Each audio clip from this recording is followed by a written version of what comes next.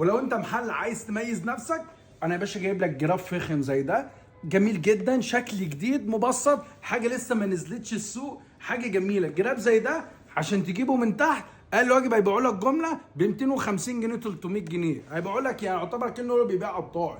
لا يا باشا تعالى انا بديك سعر جميل جدا، تاكل فيه لقمه عيش وحاجه هتعجبك.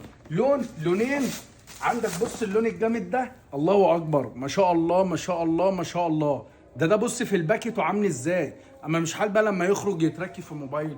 كل ده احنا بنصور لكم فيديوهات تجريبيه كده، حاجه كده ايه، عشان بس الشغل لسه واصل. فبفضل الله تعالى هنصور فيديوهات كتير وهتشوفوا الجرابات على الطبيعه. بص الجراب، بص يا باشا، الله اكبر، ما شاء الله ما شاء الله ما شاء الله.